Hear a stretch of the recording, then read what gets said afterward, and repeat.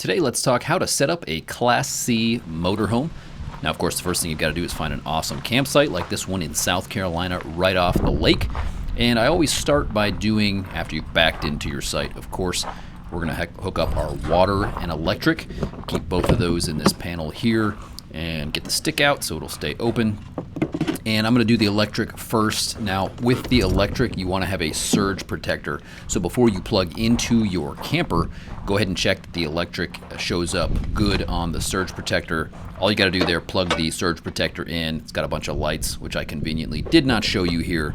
Check those lights, make sure they're all green. Then you can turn the breaker off and connect to your camper, turn the breaker back on, and boom, you've got some power. This is 30 amp on this Class C. Some of the bigger motorhomes are going to have 50 amp service. Connect that in right here to the camper. Go back and turn on the breaker. And now we've got power. Get that air conditioning going so the kids aren't complaining that it's too hot. But hey, you are camping, so. Now we'll go ahead and connect the water. I always bring two hoses with me. I've got a longer 25-foot hose and then a smaller 10-foot hose. If you can use the 10-foot hose, everything is a lot easier, but sometimes you're a little bit farther away from that water source and you got to use the big one. So it looks like today we are using the big one. I'm a little bit farther away from that water, and I don't want the hose stretched straight across to the camper, putting pressure on those fittings. Now, speaking of the surge protector, you want to have a high pressure gauge on before you connect your hose to make sure you don't get too high of pressure. Most of the campsites that I've been to don't have high enough water pressure to actually damage your camper, but you don't know what could come down the pipes there. Keep that surge protector there. You don't want to blow out your plumbing on the inside and have a major water issue. So I try to keep it under 50 psi on the gauge there, and then you can just go ahead and connect your hose to the camper and you're good to go with water. Another good tip would be, before you connect your water, make sure you go inside and see that all of the faucets and the shower and everything is off. Occasionally I've had where somebody tried to kick on the water in either the bathroom or the kitchen, and they just flipped the handle on, nothing came out, so they left it on. Also, spray out the water that's sitting in your hose if it's been sitting in your camper for a while. Get all that water out of there. Some of y'all prefer to connect a water filter to the outside. I don't usually do that. We don't drink the water coming straight into the camper. We've got a separate water filter inside for our drinking water. But if you want to put a filter on the outside, a lot of people prefer to do that. Go ahead and get connected here. Just going to check that all these water fixtures are off. Okay, everything's off.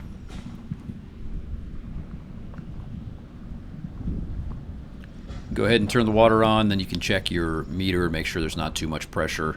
You can adjust that as necessary. All right, now we are ready to get these slides out. Now you want to double check that there is nothing in the way before you get the slides out. Now this RV, this is a Winnebago, does come with a slide stop over here. So I got to make sure I disconnect that. I keep the key that activates the slide panel over here by this stop, so I don't accidentally try to put the slide out with this stop on. That just kind of holds that slide in while you're driving, gives it a little extra support. So we got to get that off here before we put the slides out.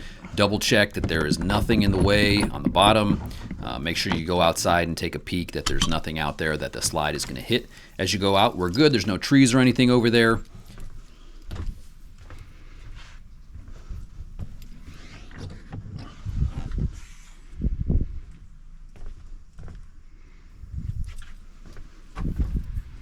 All right, so we can put the key here in our panel. That activates our slide. And we can go ahead and go out.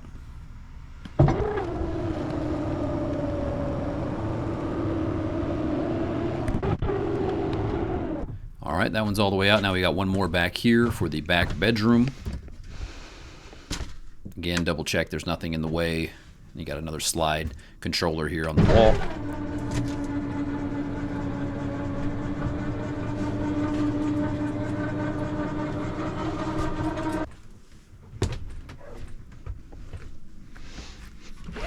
Let some air in here.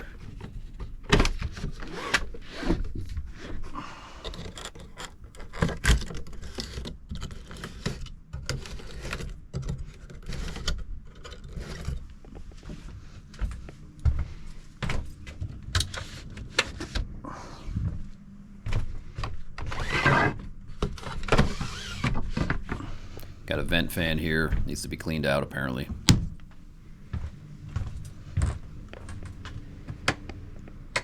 Okay, connected to power, connected to water, got the slides out. Now we can put out the leveling jacks.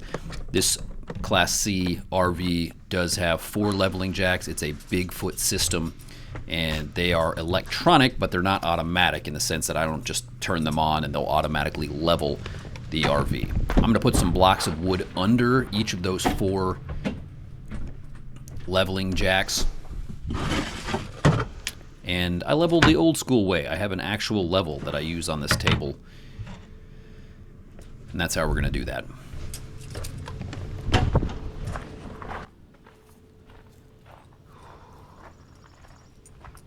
All right, rookie mistake. I definitely should have got these wooden blocks out of this cabinet before I put the slide out. Now I got to duck way under here and pull these 4 blocks out. I just used a little block of 6x6 wood that I put under each jack. Now, you wouldn't technically have to do that. To me, I think it makes it a little bit easier. You don't have to put the jacks out as far. They're not stretching out as far in order to level. And this campground in general is pretty level, so I'm not going to need too much adjustment, but it makes the RV much more stable when you're inside. As people are moving around, if you don't have leveling jacks like this, you'll really feel that RV bounce around if you don't put it on the leveling jacks. And I just find these chunks of wood make it a lot easier. It's a hydraulic leveling system from Bigfoot, and overall seems to work pretty well. Did have one issue with it last year, had to replace the solenoid that sends power to the pumps themselves. Other than that, haven't really had any issues with it. Put those mirrors in so you don't slam into them as you're walking around your campsite.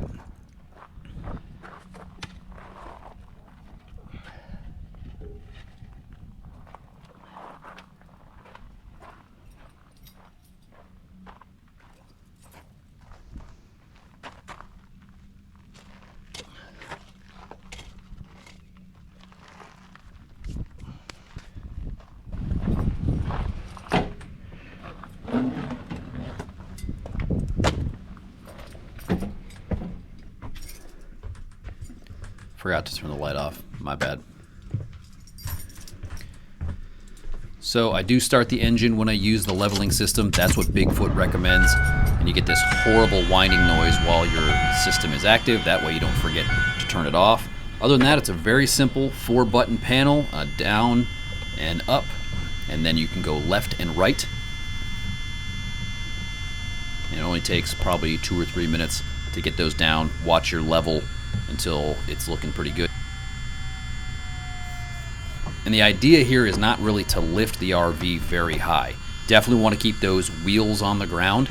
Don't want to lift the wheels up.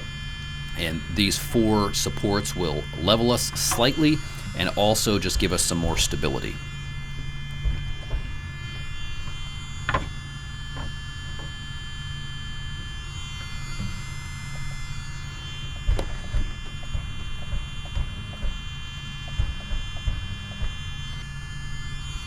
All right, looking great. Turn the engine off, turn off the horrible whiny noise, and that pretty much does it. We are all set up and ready to go. Now I gotta clean up a little bit. We just kind of threw everything in here on the bed. Last thing you gotta do, put that deodorizer in the toilet. Can't forget that now that we've got water. All right, Peanut Gallery, let me know what I did wrong in the comments. You set your camper up a little bit differently?